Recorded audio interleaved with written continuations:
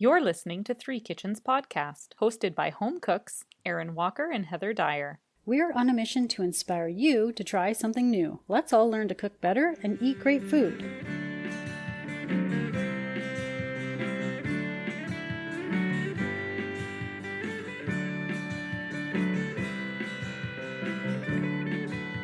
So welcome everybody to Three Kitchens Podcast.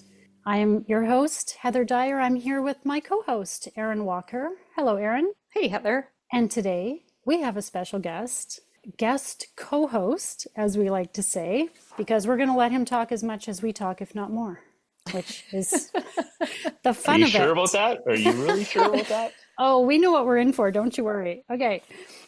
So our guest today is John Reyes. He is with the Reyes Group. And John, why don't you tell us your title? Yes, and for the audience, just due to the fact of the nature of the job that I am a wealth advisor at IA Private Wealth, and I do head up our team, which is the Reyes Group. So for formality purposes, I appreciate that, Heather, you hit that right on the nail, and I just need to make sure that I stated that for the audience.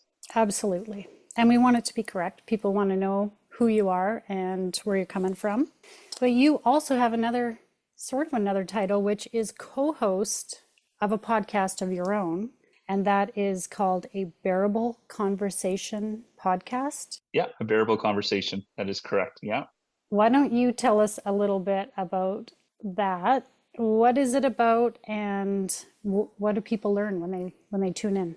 Sure, thank you. I wanted to also just say hi, Erin, too, because I know that there's been a lot of communication with myself and Heather. But Erin, it's been great to meet you today, and I'm really, really excited about the prospect of being able to share some of my experiences and whatnot. So thank you both of you for having me on. So yeah, Bearable Conversation. Let's just kind of talk about the name really quick. So being in the industry of wealth management, there are two symbols that are used, and one of them is a bear and the other one is a bull. And often what those two animals symbolize in the markets are up markets and down markets. And so when we were trying to come to an agreement between my business partner and I, Jillian, on trying to get out an educational component that has turned out to become quite an enjoyable experience, we wanted to have some similarities to the industry. And so we landed upon a Bearable Conversation, because if you actually tune in and you listen to some of the antics, we can really get into it with each other. So that's kind of how we landed on it. It was organic. It wasn't like we spent a lot of time doing it. Being in wealth management, and as you can see, I'm not a very conventional person. I'm wearing a flat brim hat, and if you actually can see it, you'll see the word on it says enriching, which is the starting point of one of our purpose statements, which is to enrich the lives around us. And our whole business model is, supported by a service strategy success model that really is one of the main emphasis points, is to do education and to be relatable. And so we felt that by doing this Bearable Conversation with Jillian and John was going to be able to give really our clients, who are our biggest advocates, more tools in their pockets to be able to, talk about who we are without feeling like they are exposing the private nature of sometimes what is finance. Mm-hmm. So that was it, really. A desire to educate, a desire to want to connect, and a desire to want to show the lighter side of who we are in terms of having really cool conversations, which can be a quite difficult topic sometimes. Mm-hmm. And just quickly, where do people find it if they'd like to tune into your podcast? So really what you can do is you go to our website, which is reyesgroup.com, I believe. Yeah. And from there, we link all of our socials and everything. Mm-hmm. And so that's where you can find us for the Bearable. And again, you don't have to be a client. There's no subscription. You're not having to sign your life away. This is completely open to the public. And we encourage people to follow us and hopefully you enjoy it. Okay. So, and John, you mentioned your business partner, Jillian. Everybody, we are going to also have Jillian on the podcast next week. We're going to do these back to back. So if you'd like to hear the other side, when he talks about some antics between the two, I think you'll really hear that when we also talk with Jill. So just a heads up. And if you are interested in the podcast, you'll really see during their conversations. It's absolutely bearable. It's not unbearable. It is totally bearable. Okay, now we have some food to talk about. Yes. Okay, so John, you told me recently that you have one of your kids had recently received a diagnosis that has changed the way you cook and approach food in your home. So we really want to hear about that story. Yeah, so I have three wonderful children, a wonderful wife, Megan, who actually works with us here in the office as well. And our oldest is Maddox, he's 16. Our middle fellow is Wyatt, he's 10. And then we have our baby girl that runs the show, Ellie, who is 9. And a bit of a backstory: when Megan and I started to have kids, with our first child, Megan contracted type 1 diabetes. Now, type 1 diabetes is often referred to as what we call juvenile diabetes. And so the juvenile, a lot of people, and rightfully so, you get it when you're juvenile. But the definition of juvenile actually extends to the age of almost 22. And a lot of people don't know that from a standpoint. So we had kids young. When we started to have kids, they did warn us that the chances of one of our kids having actually type 1 diabetes was going to be marginally low, higher than the average population, but low, but that the chances of having an autoimmune disease was going to be significantly higher, and that is something we should be mindful of. And all of a sudden, literally, I think it's coming up to a month, the diagnosis, but, leading up to that, almost a year, our daughter Ellie had been losing weight, complaining about stomach aches, and those types of things can really train a parent, because just go to bed. Well, put a heating pad on, and you just kind of think they're trying to get out of things, and only to realize, oh my gosh, it could be something else. And guess what? It was something else. And our little Ellie was diagnosed with celiac disease. And the moment that we got diagnosed with that, it just, Megan went into hyper mom mode, and literally, like I'm talking about, cleaned out the kitchen. And we can get into that if you want, but we just did a huge revamp of everything that we did. And because we're such a family unit, it wasn't just one, we're doing it for the whole. And we literally removed everything related to gluten out of our house, and have started to really focus on trying to change everything. And it happened literally overnight. So yeah, that's kind of the journey to what led us to, this massive change in how we do things as a family. Yeah, that's a huge and fast shift to make.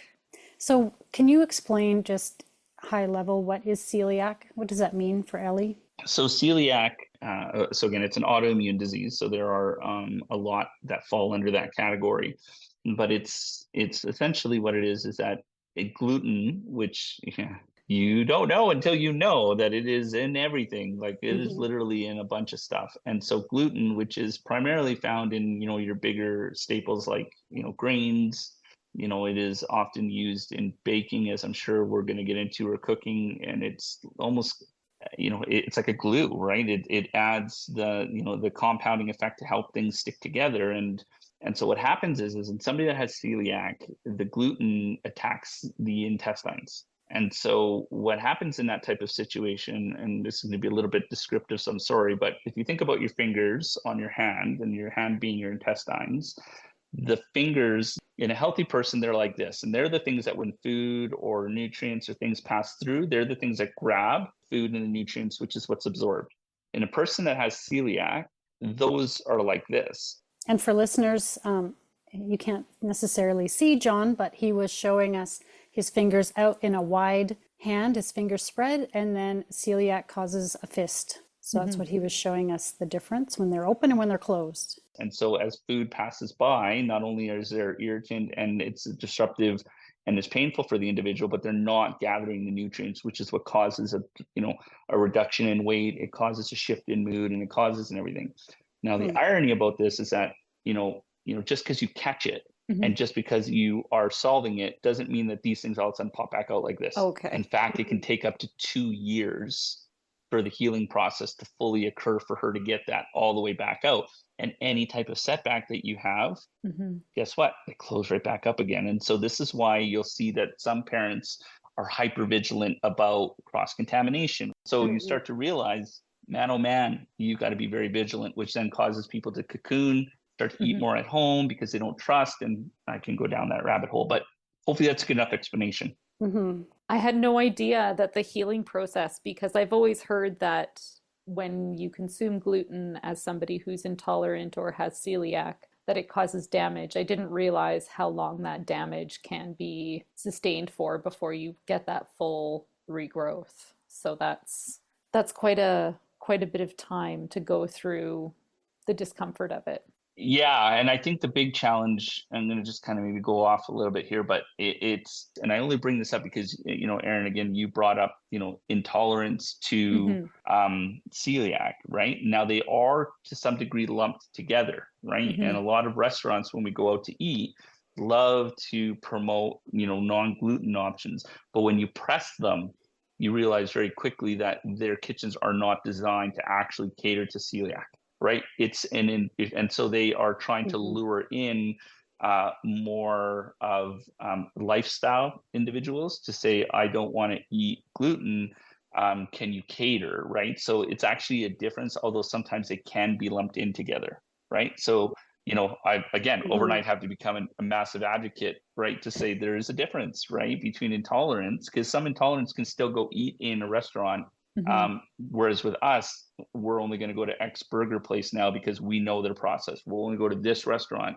So we Mm. went from 45 restaurants that we used to eat at to literally 4 or 5. And that's it. And they've got our business. Well, even something like the oil that Hmm. French fries are Yeah. fried in, right? Be like, oh, sure, you might not have the flour coating on your fries, Hmm. but it's the same oil that those ones went That's why into. dedicated fryers, right? There are places that have dedicated fryers, like Yeah. Earl's has a dedicated fryer to cater, so you can eat at places like that. Mm. But yeah, there is some of those challenges for sure. And teasing that Hmm. apart and educating yourself on that. Was that something that you and your wife took on yourselves? Was there a lot of help from healthcare professionals setting you up to what to expect, what to look for, what kind of stuff to be more mindful of, or how has that learning process been? So I can't help but tell stories. So I'm lactose intolerant. Okay. So here's the irony. How did I find out I was lactose intolerant? Well, I had to go to the doctor. I had to get a referral. I went to the specialist. We need you to take this drink, which was kind of like this clear little drink. And so then I asked, so how do I know if I'm intolerant? And then she had her glasses and she pulled them down and looked at me and she goes, the room's over there. And I'm like, what a rude lady. So I went into the room and I drank my drink and then I gave her back the glass. And I was still kind of grumpy. And then I sat down. And 42 seconds later, I said, where's the washroom? And she said, it's over there. And then she goes, now you know, because I had drinking a lactose drink. And Oh that's how. So the gosh. reason why I tell that story is they put you through a series of tests that for certain. And that's what Ellie had to do. She had to do some blood work. And so they now know they used to have to do a biopsy, Oh which is wow. invasive. And now, Hmm. thank goodness they don't, because they Hmm. now know that when these certain triggers happen, you pretty much have celiac, what they call horse and carriage type things, like, which one goes first. And it sucks. I mean, everybody's trying to help, Hmm. but it is still a lot of, you've got to reach out to the right people. Well, it's like with anything, especially as a parent, as we all are, you have to be the squeaky wheel and you have to be Hmm. your own advocate and Hmm. advocate for your kids because nobody else is going to do it for you, right? I mean, they might be there to help, but you still have to get the help. You have to ask, you have to raise Yeah. your hand and say, I don't know what to do. Do I need to clear out every Yeah. utensil in my kitchen? Do I need to empty all my pots? Do I And need the to answer do is yes in this situation. that? I think is something that is not Hmm. commonly known. A mutual friend of ours who, so she never had the Hmm. diagnosis and the testing, but she certainly knows very well what happens when she eats gluten. But she cooks separately for her family. Good on her. I wouldn't that we see we won't roll that way. This is my old thing. You can't see my hand again, but it just so happens to be we're 5 people. Yeah. So I always say in our family, look, we have 5 people. And when you have your hand wide open and you try to grab a finger and you break it, Mm. that can break. But when you make a fist, guess what? You're not going to break us. My boys, you just aren't eating gluten in the house anymore. That was just it. But as a Hmm. Mhm. family unit, we're not going to have 4 of us eat all this food and your sister sitting there eating on her own. It ain't going to happen. So we're all trying these passes until one of them works. Yeah. Well, I think too that when you know it's Yeah. to that level, like when you're talking about the difference between intolerance and Hmm. celiac, maybe our friend Yeah. sits somewhere in between and she Yeah. can handle that. But when you're talking about full Yeah. on celiac, it's not worth it to chance the cross contamination in your kitchen. No, and especially with somebody at a young age, I'm going Mm. to guess that it makes so much more of an impact to correct it and get it right now so that going forward, growth and development doesn't get affected by these things, right? Yes, and I Hmm. appreciate that view. And so what I was more focused about is my daughter is 10 years old, and if I start creating an environment of non-supportive nature, the mental impact of you're Mm. segregated over here, my love, we're all going to keep eating this pizza. You can just sit there and eat that. Think about what that compounding effect would have 5 years from now. She'll Mm. feel Hmm. isolated. She'll feel alone. Hmm. She'll feel like she can't advocate. Whereas I'm saying, hey, sweetheart, how's this pasta taste? Because dad's eating it too. Mom's eating it too. Maddie and Wyatt are eating it too. And that's how we roll. Right. And, and it is a bit of a change. And my middle kid, Wyatt, cried and was like, Dad, I don't want to eat this. I'm like, hey, tough shit. Right. Well, this is what we're doing. And, we'll find a different pasta. Right. We'll Hmm. find until we get to it. And I'm more concerned about the mental side with my Hmm. daughter Hmm. because she's a special person, and she's the youngest of us, and she's a female at the end of the day, and we need to protect and give them give her the most amount of confidence to deal with the world out there, because like you're right, you have to advocate, Heather. Again, another line I use in the family all the time is, outside these four walls nobody gives a shit about you. Hmm. Right? You've got to go and advocate for yourself. You've got to go fight for yourself. You've got to go make sure. And you don't have to be confrontational, but you have to be. So, anyways, I could go on in that too, but I'll stop. No, it's so true. And I think there are certain types of dietary requirements or restrictions that can be balanced. Whereas one person, I'm not lactose intolerant like you are, John, but I definitely have sensitivity where I know there's certain things not going to agree with me, but it's okay. I don't care that my family eats it, right? Like there are certain things that aren't Totally, such a totally. big deal. But when it is a Hmm. really big deal, then yes, I agree. You all have to be on board. And just so that you're not worrying, Hmm. it's already worrying, right? It's already a stressful type of thing. And you don't want to add to the stress by, okay, whose Oh, utensil totally. is where and what are we doing? And what, like that would Oh, just be yeah. like, forget it. It's already enough of a hassle just Oh to yeah. feed a family every day, Oh yeah, over and over, totally. And there right? is milk in our fridge. And to your Yeah. point, that's exactly it, right? There's milk, and then there's oat beverage, right? So Mm. dad just has oat beverage and everybody else has milk, right? Like it doesn't phase me. And you're Yeah. right. And there is a difference. And that's a really good to point that out. So, what would you say so far of the things you've learned? Are there some easy wins, like things that were just really easy to change? I mean, you mentioned overnight just kind of getting rid of everything and swapping it out. Was that like an easy thing? Are there other things that have been like quick wins that were easy to do? 100%. Kraft Dinner Okay. literally makes a gluten-free pasta,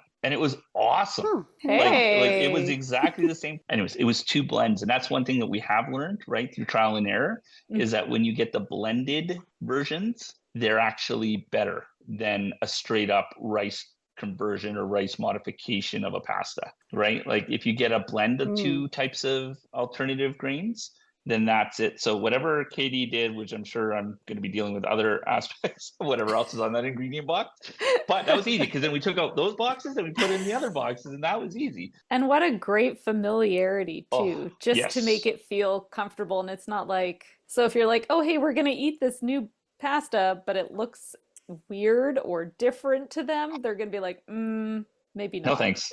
Yeah.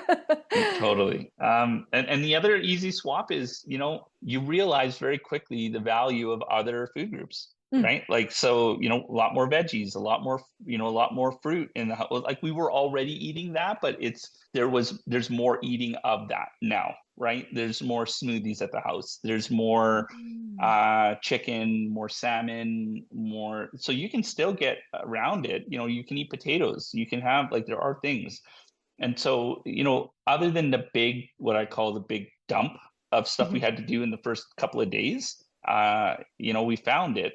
And yeah, it's been, KD was the easiest one. There's some maple leaf hot dogs that you can get now that have no gluten. So we were able to do the ketchup KD and hot dogs, all, how I grew up, like, and how they've kind of grown up, and they love it. And so yeah, there's been great. There's a lot of wins, right? And you've got to find the wins, or you can then start to get, it can become a very draining process. Mhm. And I'm sure there's an education component that when she's going to go to a friend's house or she's going to attend a birthday party or there's some kind of snack thing at school, it's like, we're not there with you. What are you going to do? How are you going to handle the situation? And that comes back to the mental side that we talked about, right? Like instilling confidence and so some of the other things we do now is, when you have a community like your classroom for the next 9 months, 10 months, however long school is going to be, you now know you can talk to the teachers and ask for the schedules of when they do birthdays, because you can't control the moms and dads that are going to bring things in. And so we just know when the schedule of birthdays are, and we'll just make sure we pack her own little side snacks so she can have it with her class. So those are the learning curves that you can do. When you have really close friends, like she had a birthday 3 weeks ago, and the mom is so phenomenal. And so, she made the adjustments, and it was like crave cupcakes that were gluten-free. And like that way, Ellie actually didn't miss a beat. Right. And so she was part of it all from the beginning to the end. And everybody wasn't on the wiser because she made those decisions. But you can't expect every single person to make that adaptation. Right. So yeah, there's some teaching techniques that we have to do. And we pack her little snacks and stuff now that she can always have so she doesn't feel left out. We here at Three Kitchens Podcast love connecting with new people and sharing our love of food. This season, we're welcoming creators from all walks of life to share their food stories, memories, and experiences with us and introduce us to new recipes they love. If you love our guest episodes, you can find all of them on our website, www.threekitchenspodcast.com, under the Guests tab. Thanks for listening and enjoy the second half of this great conversation. So you shared with Heather that one thing that was something that you wanted to overcome or find something better for was pizza. Yes. We're not experts, but we thought we'd run and play with this idea of trying to find a better gluten-free dough, or maybe something that you'd be interested in trying out to see if you could make or recreate that pizza experience. Because there are foods like that you do want to find a good alternative for. 100%. And it's not cauliflower. Thank God, because we have that sitting in our look, my daughter's got it, but I'm like, Megan's bought these. Oh, look at these cauliflower. I'm like, look how I can throw it as a frisbee. And so, Erin, guess what? I didn't know his feelings on cauliflower pizza crust. I know how I kind of feel about it. I myself tried all these different gluten-free sort of things because we were trying to be grain-free in general. And something like cauliflower pizza crust didn't really work for me either. So I get it. So I'm so excited to hear about how your experience went.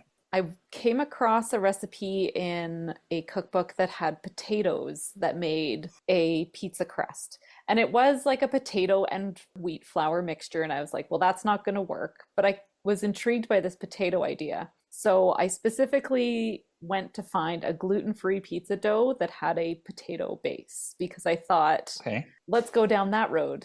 I found a gluten-free pizza dough recipe from the Food Network. So this recipe had 2 large potatoes that get boiled and then riced. So I don't know if you have a potato ricer, but it's probably something you may want to invest in as time goes on if you're turning potatoes into a starch that can be usable. So it essentially just presses it through a very fine, I'm going to say almost like a mesh, and turns it into it's kind of rice a crumble looking. It's kind of rice-like. Yeah. So it's not as like granular as, let's say, getting ready for mashed potatoes, but it's somewhere in the middle. Yeah. I get it. Okay. So that's the only special tool that this required. So once your potatoes are cooked, you're going to mix together the potatoes with rice flour and tapioca starch and salt, or those are your dry ingredients. Okay. We recently did an episode where I was cooking with cassava, which is a root vegetable from Brazil, and it's also what they make tapioca out of. So I just happened to have a big old bag of cassava flour because of this last episode. And so cassava flour or tapioca starch can be substituted the same way. And you can buy it at like a Latin American food market. Okay. It's also at like Superstore. Well, there's a Tres Marias down the street from where I live. So, Perfect. Okay, cool. And then this one's got active dry yeast in it. So there is a yeast component that is adding some rising and some flavor to it. So you're going to put one of those 1/4 ounce packages of active dry yeast, which is 2¼ teaspoons yeast if you're getting it from the jar. So you're going to add that to 1/3 cup of warm water with 2 teaspoons of honey or agave syrup. So whatever you kind of prefer as a sweetener. You could even just do white sugar, sort of anything, just to kind of get that yeast activated. So once your yeast is activated, you add it into your dry ingredients along with 1 egg and a tablespoon of olive oil, and mix that up until you get a dough that comes together. It's going to come together like a dough, but the best way that I could kind of describe it to Heather was it was almost like a cookie dough. It's not really how you would think of a typical gluten flour kind of dough that pulls apart or has any stretchability like that. It's just, but no, I know exactly what you mean. Yep. It's sticky, a little bit tacky. And so you take this, I just put it into a Tupperware container. It says cover with plastic wrap, set in a warm place and let it rise for about an hour and a half. Okay. And so after you've got your dough, and you can then sort of form it into 2 or 4 balls at that point, depending on how much pizza you want, and cook it right away. Or something that I do with my traditional pizza dough is I like to make it a day or 2 before to allow a bit of fermentation to happen in the dough, because it makes it more flavorful and it allows some of that yeasty flavor to develop. And so what I did is, after I made this dough and it rose a little bit, I popped it into my fridge and I kept it there for 2 days, because I thought fermentation's good for my typical dough. So I'm going to go with fermentation on this dough. So once you are ready to cook, you can, again, divide it into the pieces you like. You can store this in the freezer for up to a month. So if you want to go ahead and make this ahead of time and portion it out into, your single person pizza or 2-person pizza kind of balls, and just pop it in the freezer, take it out, thaw it, roll it out, and you can cook it. When you go to roll it out, you kind of have to be careful with how you're working with it, because it doesn't have much of forgiveness, where like once you roll it in one direction, it's not going to spring back and you can't really lift it up and play with it too much. You kind of have to keep it between 2 sheets of either parchment paper or wax paper, just because it is a little bit sticky and tacky. You just want to kind of gently roll it till it's pretty thin. I'm going to say 1/4 inch thick. And then you add your toppings to it and pop it in the oven at 400 for 20 minutes. And you bring out a pizza when you're done. A pizza. So I have a question, because like I am interested and I am engaged. And so my only question would be about when you took it out of the fridge and then you started to roll it and it was non-forgiving. Did you let it sit to kind of come a little bit up back to room temperature? And do you think maybe that would have helped with it being a little bit more workable, versus did you literally take it out of the fridge and just start working it right away? With the type of dough that it is, I don't think it makes much of a difference. Okay, that's what I was trying to get after. Okay. Yeah, like if you think about when you roll out a cookie dough, like you roll it carefully so that it's a certain, and if it gets too thin, you just fold it all back up again and start over. I wouldn't be too worried about it. Okay, and then when you rolled it, did you actually roll like parchment, put this on, put another parchment, and then roll on the parchment? Yeah. Okay. Perfect. Exactly. So it's kind of sandwiched in between 2 layers there, just so that it didn't stick to the rolling pin. You just have to think about it differently, is all. So I think once you experience doing it, you'll be like, oh, it's just different than working with another type of dough. And this is how I work with this dough. All right, get to the juicy bit. Let's go. How did it taste? So when we took it out, because I was watching it, we were at my house and I'm watching it. And I'm like, Erin, how do you know if it's done? Because it doesn't like kind of puff up the way crust does. And it doesn't look exactly what you expect it to look like, right? So you kind of have to keep your eye on it, and you can smell it. Like obviously, oh, okay, it smells great. It smells like pizza.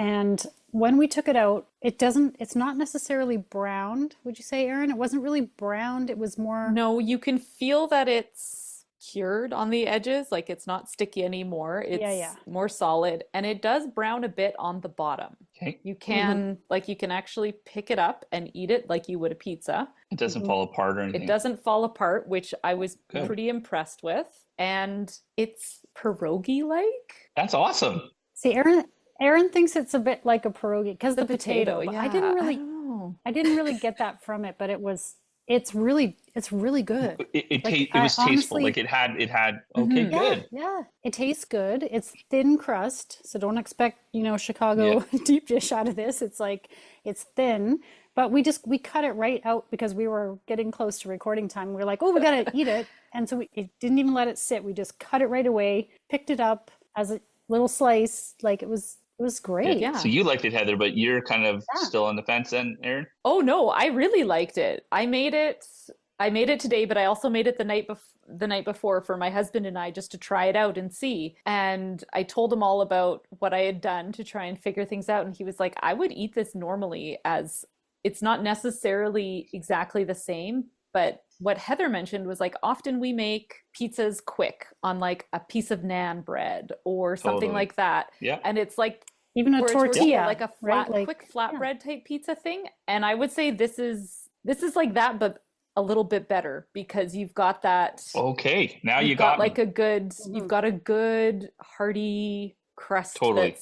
it's a little bit chewy. There's some crispiness with it. And I think because this recipe did not give me any cooking temperatures or times, I'm a little bit unsure if this is the best way to cook it. It worked, but I would say you could probably experiment it a little bit further and find out what your favorite is. If it should be at a lower temperature for longer, if you wanted a higher temperature for shorter time, like it just kind of depends on, I think, how you want it done. But it just takes some time for the crust to set up and become crispy so that you can pick it up and have that Mhm. layer on the bottom. And everybody's oven temperature is a little Oh, for different. sure. Mhm. So there's two things I'm going to say. Megan, I got you tonight. This is what we're doing. So we're going to try it tonight. That's the first thing. Okay.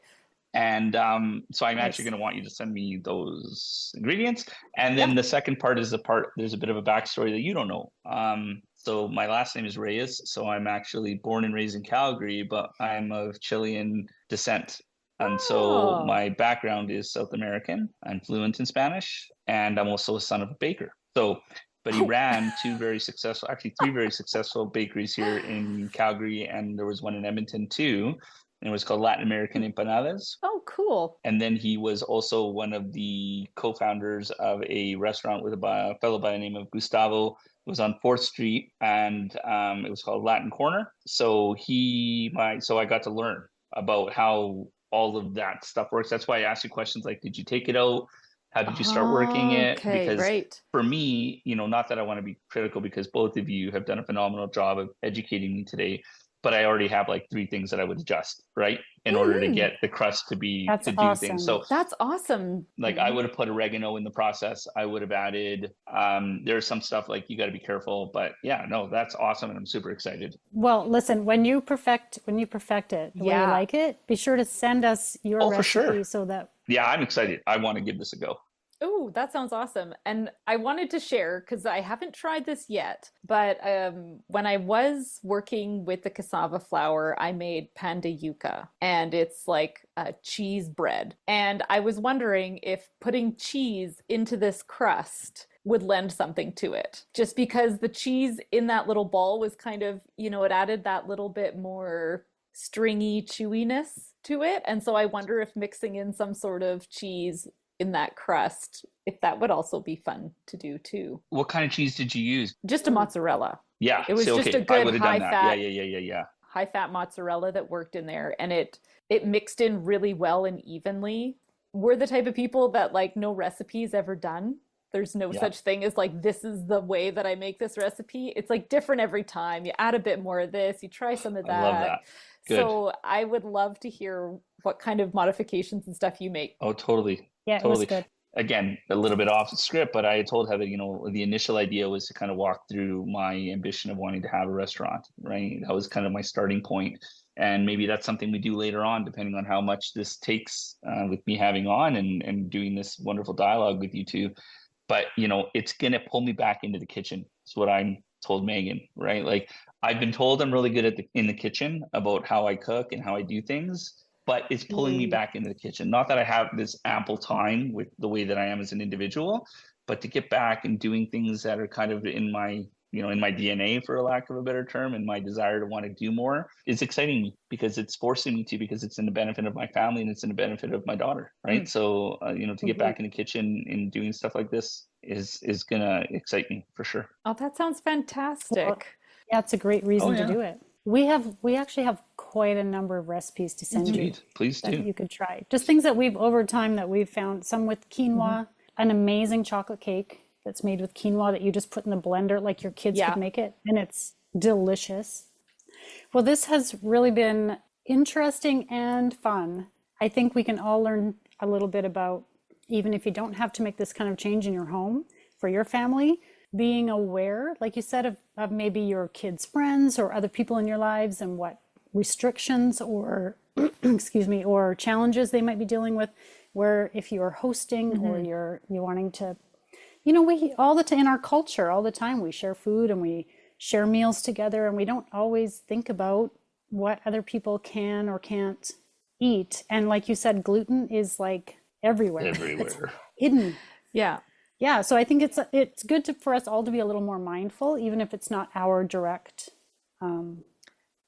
concern. Yeah, totally. And it's always good to gain perspective on what it's like for somebody who is dealing with it, and for families that are dealing with it. Yeah. And I mean, not that I want to take the other side of the argument, because obviously I'm on the side of advocation.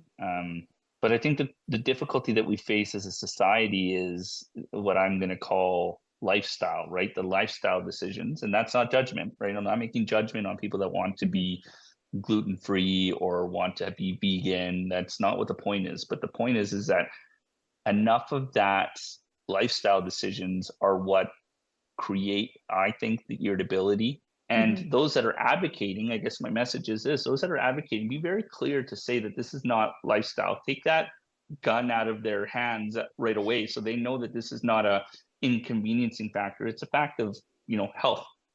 Great. Everybody, remember to go check out A Bearable Conversation podcast with John and his lovely co-host, Jill. And we'll put the links to all of that in our show notes. So just scroll on down and you can find the Reyes group and all they have to offer. Thanks again for joining us. This has been awesome. Well, thank you very much for having me. And I'm, again, a big fan of the show, and I'm really looking forward to these recipes. Thank you, Erin. Thank you, Heather. And now for the fine print. Links to recipes and other things we talked about in this episode can be found in the show notes or on our website, www.threekitchenspodcast.com. Come say hello on Instagram, Facebook, Threads, YouTube, and TikTok. We'd love to connect. And if you enjoy the show, pass it on. Word of mouth is the #1 way people learn about new podcasts. Thank you so much for listening. I'm running out of battery, so I'm just going to quickly plug myself in. Okay. That's okay. Go ahead. This has to be included.